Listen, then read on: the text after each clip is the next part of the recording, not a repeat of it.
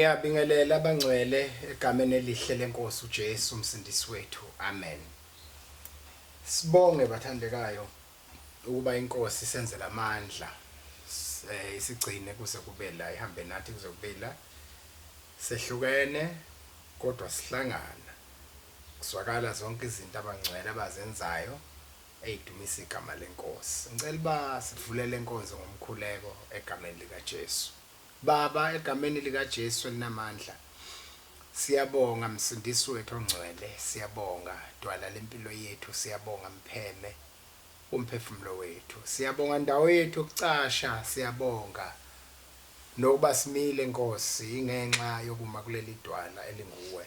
Siyabonga kakhulu sibusise lenkonzo, uyingcwelise kwenzela ubuhle nokwaziwa kwevangeli inkosi yethu Jesu Kristu inkosi empilweni zethu ngoJesu umsindisi wethu. Amen.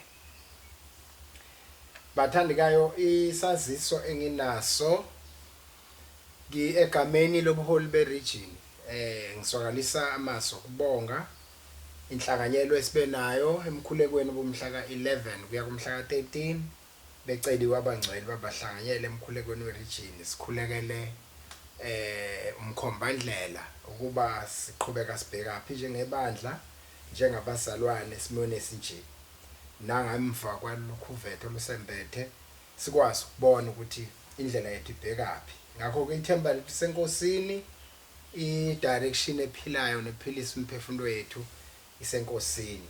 Kungaleso sizathu ke bazalwane ekuthiwa kubhekwe enkosini kucelwe khona inkombandlela ukuba indlela yethu imele ba ibhekephi. Noma ke sihlangana ngalezi zinto zabelungu ke technology yale mihla yo fourth industrial Zoom, siyazi kusekukhulu lapha nalapha network yasishaya nemali kazikho kwabanye amadata wekho, but we are getting there bazalwane. Ungabaleki nawe ungakujwayele unamathele kubo laba abanye bakwenzayo, kulula nje mawuse bekufundisile bakukhombisa ukuthi ayenza kanje yenze kanje yenza kanje. Mina sengiyazi bathandekayo, ngabona kufika ama-ATM saqala siwaxwaya ubhenke imali kuma-ATM, sijwayele ukuthatha imali thina siyinikeze uthela abhale kahle abale imali phambi kwakho akutshene ukuthi malini uzophuma neslip cha ngibhenkileke. Manje mase ngizovele ngifake ATM ayi bese ngezwe kahle kwagcina sebesixosha ke njengoba sebesixosha nje sesajwayela. Nakho lokhu kuzojwayeleka bathandekayo, ningaphatheki kabi, ayikho into esingayenza kufanele basicathulisane, asebekwazi bacathulise laba abangakwazi, sibonisane nje ungesabi kuyenzeka egameni lenkosi. Amen. Before sithole izwi lenkosi ngicela uba sifunde incwadi kaTimothy khona sokhuleka sokwenza umkhuleko wabantu bonke. Ngicela sifunde incwadi kaTimothy sahluko sesibili incwadi yokuqala sifunda amavesi ayisishiyagalombili okuqala. We are reading from the book of Timothy chapter 2 first book, start from verse number 1 to 8. It reads thus: I urge you first of all to pray for all people. Ask God to help them, intercede on their behalf, and give thanks for them. Pray this way for kings and all who are in authority, so that we can live peaceful and quiet lives marked by godliness and dignity. This is good and pleases God our Savior, who wants everyone to be saved and to understand the truth. For there is one God and one mediator who can reconcile God and humanity, the man Christ Jesus. He gave his life to purchase freedom for everyone. This is the message God gave to the world at just the right time. And I have been chosen as a preacher and apostle to teach the Gentiles this message about faith and truth. I am not exaggerating, just telling the truth. Verse 8. In every place of worship, I want men to pray with holy hands lifted up to God, free from anger and controversy. Amen. Masithandaze.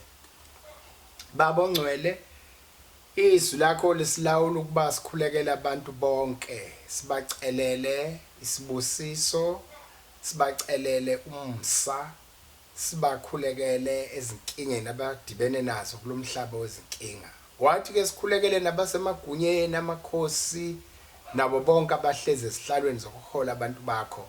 Siyabakhulekela Nkosi egameni lika Jesu. Yenza umusa Baba ongcwele, umhlaba wonke ungaka Jehova nakho konke okugcwele kuwo, amakhosi nembuso emiswe nguwe Nkosi.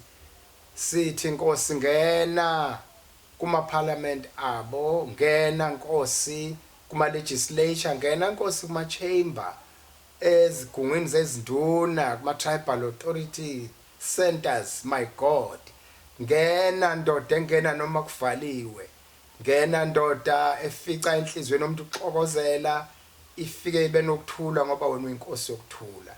Babona amandla wonke siyawukhulekela umhlaba wonke nakulesi simo ngene kuso. Babona amandla wonke sevirus echithe kumhlaba wonke bulala abantu bakho, necripplishe umnotho umhlaba. Babona amandla wonke elethi ithemba likuwa, wethu amehla abheke kuwe la kuqhamuka khona usizo lupheleleyo. Baba ongcwele, isibuso sakho masihambele bonke abathengwe ngegazi, kakhulu bamisile ubabahole incegu zakho. Somandla siyabakhulekela ubumsa wakho bephezkwabo, nezambulo ezivela kuwe zivame lidunyiswe libatshazwe lona lodwa lakhe igama. Siyabonga Nkosi ukuthi uyakwenza lokho emfihlakalweni ngoba usenzela nokungaphezulu kwesicelileyo ngoJesu Kristu umsindisi wethu. Amen. Bangcwele, singena enkonzweni. Namhlanje ngizocela uba sifunde incwadi yezenzo zabapostoli, the book of Acts, chapter 26. Sifunde from verse 12 to 16. Zenzo zikaMongcwele ngabapostoli, abaye bathi zenzo zabapostoli beqhutshwa umoya ongcwele. Incwadi ke le ekhomba ukuvela nokuzalwa kwebandla, as to ibandla liqhamukaphi, ibandla ngawobani, and kwenzekani. Incwadi ke iyona egcwalisa zonke incwadi zevangeli ifukuswe la ukuthi ke then what happened emva kokuvuka kukaJesu. Amen. I'm reading from the New Living Translation. Verse 12.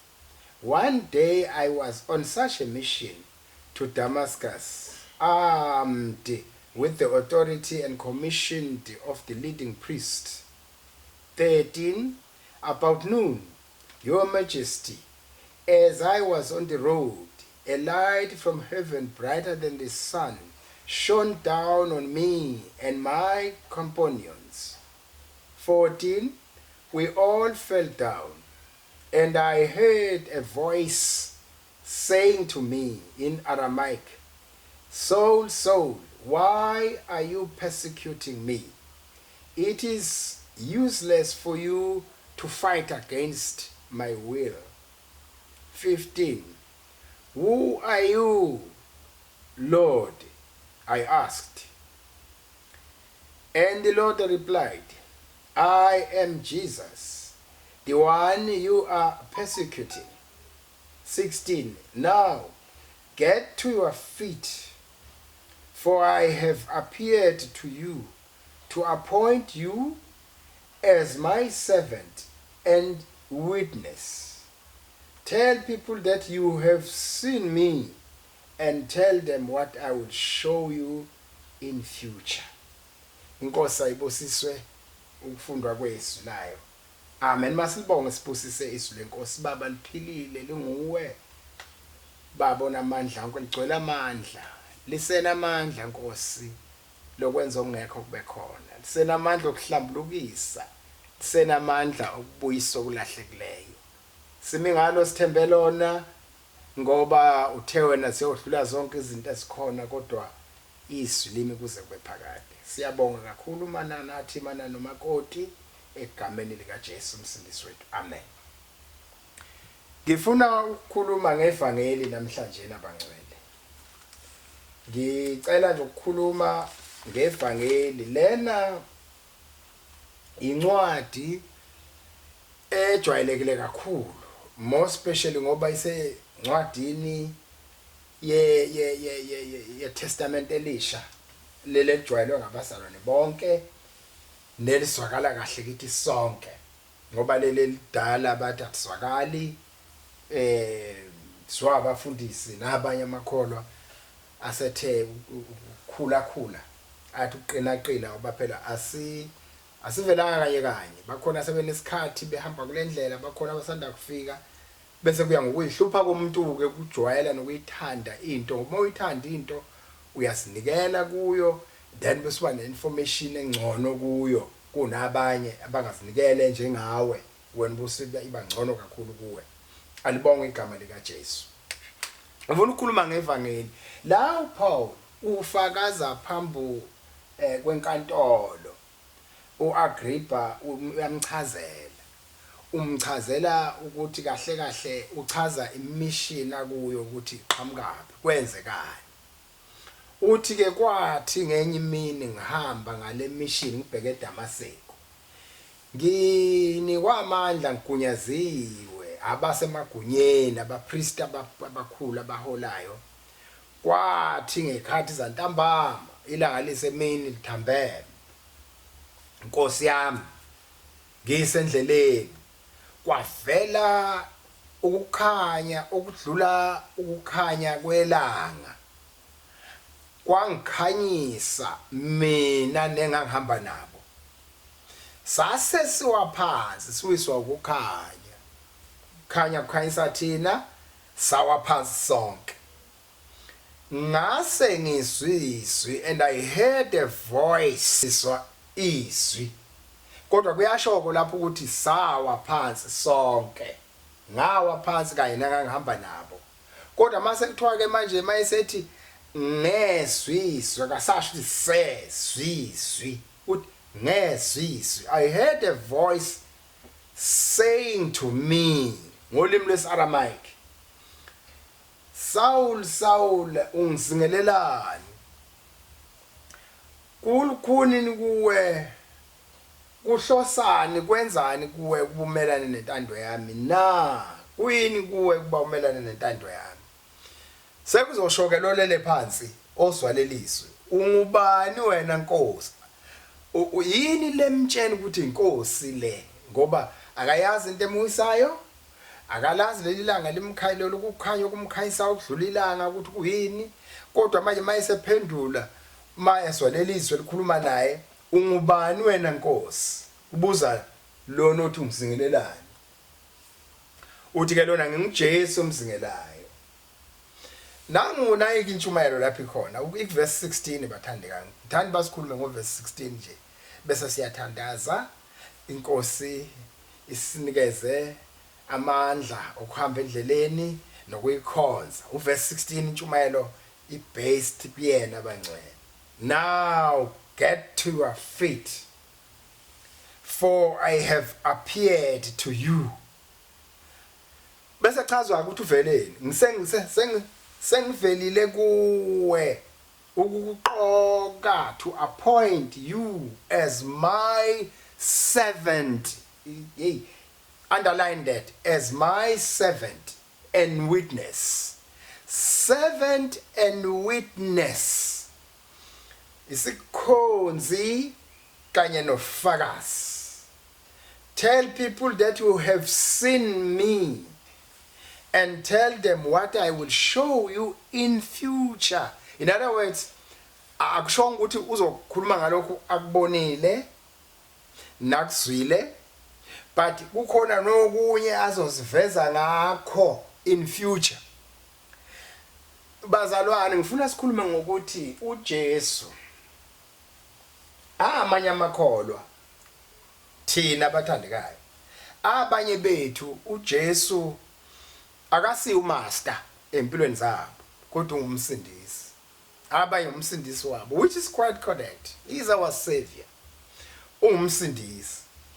Kodwa kungokunye ukuba uJesu uthi wena mina nginceku yakho, I'm a servant of Christ. In fact, ivangeli yubizo bathandekayo. Njoba lishiswi sonke sibiziwe in the book of Ephesians chapter 4. Sonke sibiziwe sabizelwa ekumkhonzeni nasekumlaleleni. Sabizelwa ekumkhonzeni nasekumlaleleni. Called to Christ, to follow him and obey him. In other words, ngokwevangeli bathandekayo, lokho kuyi assignment yethu sonke kule mihla na kule mihla yo COVID-19, yo coronavirus. Kumthwalo kithi kakhulu ukubuyisela ivangeli endaweni yalo nokubuyisela abangcwele ku right position. Ivangeli yodaba oluyithengela lona abantu balo akusinto eqhutshwa oZulu noba nabanye abantu. Udaba oluyiqhubela lona kuluyikhandela luyithathela bona uyabona lo mzalwane lo akho mfundisi wamshumeza, akho thendela limile, akukho makhorasi ayiculwa, akho ma worshipers amhola ngendumiso. But uvele nje wahlangana nokukhanya okudlula ukukhanya kwelanga. Mase kufikile ukukhanya okudlula ukukhanya kwelanga kwamuyisa phansi. Uyabona ke makumuyisa kusho ukuthi intando yakhe iyagwinywa ngoba mayese phansi. Uyabona uma umuntu uthulele phansi akakwazi kwenza lutho, ulele phansi unqotshwe ukukhanya okuvele kuye. Lokhu kukhanya kwakumuyisa kwakumenza abe helpless, abe ngumuntu ongekho ekhona. Emveni kwalokho kuqhamuka izwi kulokhu kukhanya limbuza ukuthi ungizingelelani. Uthi yena ungubani wena Nkosi othi ngiyakuzingela? Uthi nginguJesu omzingelayo, lento yenzayo ngeke ukwazi kumelana nayo. By the way, sukuma ke manje ume ngenyawo zakho ngoba sengibonakele kuwe, ngibonakale ukuba ngukhethe bese uba ufakazi njengenceku yami. Ngamanye amagama ufakaza njenge-servant. I-servant umuntu ongenayo intando yakhe. I-servant umuntu ongaziyo ukuthi ulala nini. I-servant umuntu ongaziyo ukuthi uvuka nini. Kuya ngokuthi lo isigqila sakhe uthini. Yena nje umthetho wakhe uphilela ukwenza intando yenkosi yakhe. Ivangeli bazalwane ayisiyo lento esicabangayo thina. Thina sicabanga ukuthi ivangeli ukuyinikela enkosini bese siyadumisa, bese siba izinto ezithize esontweni, bese kuyahleleka yonke into, siqhubha imishini yesonto, sichaze yonke into, izinto indlela zesonto, ama procedures esenkonzo ukusiwagcine kanjalo akunjalo. Ivangeli lithathela lona umuntu limwashe lona, lithi lingamwasha abese landela lokugeza lokubonakala kwalo kuye, abese ngisho lokukhuluma okuningi nokwenza kuningi ongaka nezinkulumo ezikhona nomhlanganisa abantu abasha bebuza kuyisono lokhu phendule thina sithi cha akusona isono lokhu wara liyazenzela njengomuntu engenwa umoya wabangasekho, umoya wamadlozi. Mali ngena kumuntu nje elamana nabafowabo nodadewabo, ngene kuye yedwa ebese hluka yena yedwa eba yilento umoya omenzisa yona. Enze khona lokho futhi bakuhlonipha abantu lokho bethi chabo unamakhosi njobe bhonga nje njoba sivuka ebusuku nje hlewula bese thina sishaya isigubhu kahle kahle senza ilokana yamakhosi ngoba uyisigqila samakhosi ungenwe ngamakhosi amakhosi ayambusa therefore nomuntu nje nokuqoka kwakhe kuyasho ukuthi lo muntu uhlangane namakhosi kuyasho ukuthi lo muntu kukhona umoya kuye bakuhlonipha lokho nabahlala naye bakuhlonipha bayamazi mayisehlula kanje ukuthi awu yafika lento yafika lenkosi yakhe ngoba umuntu obuswayo linjalo ivangeli alisikho lokhu esikwenzayo thina ivangeli liyazikhandela libekela bona bahamba phambili beshumayeza abantu beshumayela ukubonakala kwakhe kubo bese bechaza lokubonakala kwakho ngimbonile waseCalvary bese bebazinceku zokubonakala kwakhe so wonke umuntu wevangeli umuntu oyinceku he or she is called by Christ to follow him and obey him akamlaleli ngoba ethanda akamlandeli ngoba uyabona mawabuka abafundi bekhethwa uthola ukuthi baficwa beyisebenzela abanye bedoba benomsebenzi wokudoba inhlanzi kudayiswa kuphilwa ngazo mabedoba mayisebonakele lona nathi ngilandeleni ngizoneza abadobi babantu ngabe nisadoba ofish kodwa nidoba abantu ubabona beshiya phansi indobo sebelandela lo yini indaba bamlandele uvele njengomaster yagwinya intando yabo bamlandela nje manje sebezinceku sebezohlala naye bahambe naye bese yonke lento naye ingakho bezolelina ngasebebuza ukuthi kahle sothola antina ukulandela wena ngoba kuyabonakala ukuthi ukulandela kwakho kuyimission uthi kuJesu akekho umuntu oshiye yonke into walandela mina ongakungamukeliswa ngokuphindaphindweyo kulesi sikhathi nakwesizayo so ukumlandela umlandeli ngoba usweyamazwa amnandi njengoba thina silandela into ngokuyibona ukuthi hey Nkosi yami inesizathu kukhona into engiyibonayo ukuthi njengoba ngilandela ukuze ngithole lokhu mangabe ngihamba ngenza lokhu ukuze ngithole cha umlandela nje wehluliwe ufikwe wena phakathi kwegroup yabangani bakho wafika wabonakala kuJesu mayisebonakala kuJesu engabonakalanga kubo ngoba nalapho uPaul uzwethi sawa phansi sonke siwiswa kukhanya kodwa izwi lwasiwayini Saul alisho ukuthi Saul nabangani bakho ningizingelelani lithi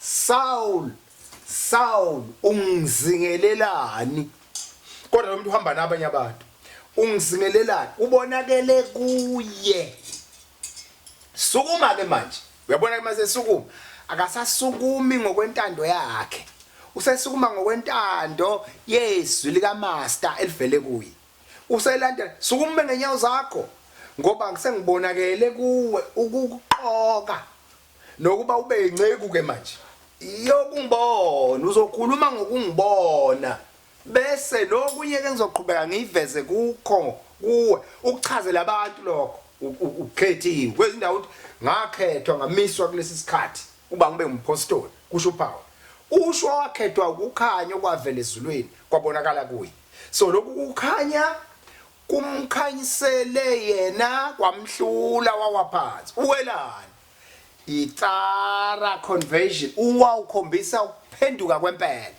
ngoba inkinga enkulu bathandekayo ukungaphenduki mbamba ukulandela abantu okuzothi mase uhamba isikhathi bese kubona ukuthi awu akusinceku le umaster ubehamba nje ube behamba nabantu ethanda kukhona izinto ezithize ezimthathile zam attractor akusiyona inceku umuntu otande yakhe sale phansi emgwaqweni obheke eDamascus mayisi selintando yakhe uthi wavuka kuPaul wavuka engasaboni esewuSaul engasaboni wakwathiwa ngena emzini khona utsheno ozokwenza ngena khona wavele waphelelwa iappetite yokudla uzotshenwa emzini aza kukwenza kodwa umsimbone ephelelwe iappetite yokudla for 3 days yini indaba uyavama nje ukukhuluma ku-empty stomach uvama ukukhuluma ku-empty stomach wahlala 3 days engadli ngoba kuthiwa uzotshena ozokwenza emzini ngena khona wangena nangempela ngaboni nakahle kwaze kwathunyelwa umzalwane ozomthandazela watshenwa i-physical address. Uma efika uthi Saul mzalwane, inkosi ngidumile ukubeka izandla ukuba ubone. Nangempela kuthiwa wambeka izandla kwasuka inkwethu emehlweni. Waqala ukubona uSaul kusuka inkwethu. Ayisuka inkwethu emehlweneni bathandekayo. Ayisuka entombini, ayisuka ensizweni. Ayisuka endodeni, ayisuka kumama. Asibe ngabantu amehlo abageziwe, agezwe ukubonakala kwakhe. Asibe ngabantu abambonile. Sukuma ke manje ume ngenyawo zakho ngoba ngibonakele kuwe. Ngakukhetha ukuba ube ufakazi nokuba ube inceku.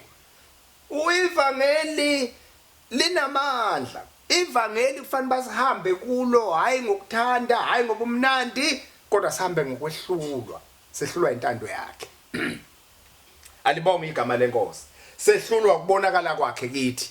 Sehlulwa ukuvela kwakhe. Silandela lokho. Asilandeli imfundisi, asilandeli program yesonto, asilandeli bangani. Silandela ukubonakala kwakhe kithi. Singofakazi, sizinceke.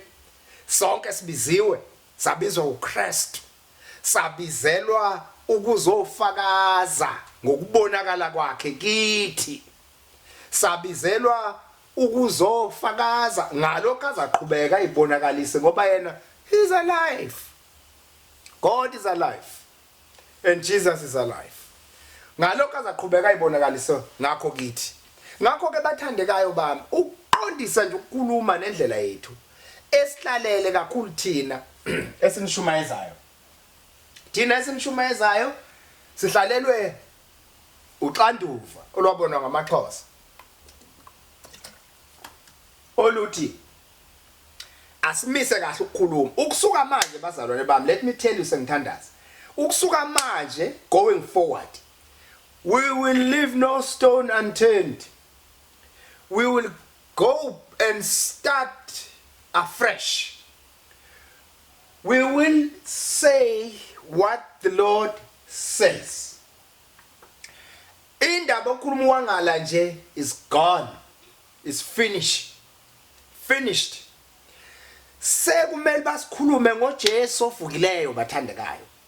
NgoJesu ophilisayo, ngevangeli eliphilisayo. Ayikho into ebuhlungu njengevangeli elingenzi lutho empilweni yomuntu. Ivangeli ngasho lutho. Ivangeli baqhubeka abantu bahlupheke.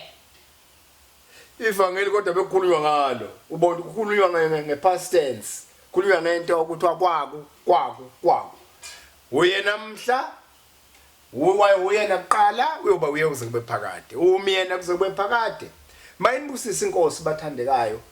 Isibuso sayo sibe phezukweni, sibe phekwe impilo yakhe yenu. Lidunyiswe igama lika Jesu umsindisi wethu. Basindiswa abantu. Bakhanyiswe ukukhanya okuvela ezulwini abantu. Kubehlule ukukhanya. Bese beba ngofakazi bokuhlulwa. Fakazi ukuthi unqotshiwe. Fakazi uyambona mayesengena emsini lo usebanjwe ngezandla. Amabhuku neauthority adenayo esuka le enikezwe abapriest is gone. Asaza amabhuku asala phansi kodwa wangena emsini esebanjwe ngezandla ngasaboni nakahle. Uhlulwe ukubonakala kwakhe kuye. Uvela Nkosi Jesu, vela simakade uvelela ibandla lakho nakulezi insuku. Kumthandazo wethu Nkosi yami, sisize sihawukele. Singakhulumi into engekho, singakhulumi indaba yesonto elingeze ukusiza umuntu ongeke kusizakale umuntu kulo. Makanibusise uNkulunkulu bathandekayo, ngicela sithandaze. Baba wethu ongcwele, siyabonga mongcwele, siyabonga dwala lempilo yethu, siyabonga mafunga ngajiki, siyabonga wena omikuze kube phakade. Sikunika udumo lungo lwakho lukufanele. Wena wedwa wahlatshwa ngenxa yethu. Uwe izolo wena mhla wekuze kube phakade. Sisize Baba, siyabakhulekela nabagulayo, Baba onamandla wonke. Siyabakhulekela nabathwele imithwalo, Baba ongcwele, abathwele ngomoya, abathwele enhliziyweni, abathwele ngengaphakathi. Siyayithula imithwalo ngegama lenkosi. Size sikhulekela amadodana ethu, sikhulekela amadodakazi ethu, sikhulekela obaba bethu, sikhulekela omama bethu, sikhulekela Nkosi yami ukushunyalwa kwevangeli, sikhulekela ukuhamba kwalo. moya kaNkuluNkulu siyalikhulekela ibandla la kulezi insuku echallenge kanje insuku zokuhlaseleka insuku zokungahlangani insuku zokuqhelelana ze social distancing baba kodwa wena unathi wena uhlangana nathi noma kungathini uyasigcina uyasigona ngemkhono yakho sibusise Nkosi sibusise abangcwele lidunyiswe libatshazo lona lode lakhe igama ngoJesu umsindisi wethu amen mayinibusise Inkosi bangcwele amen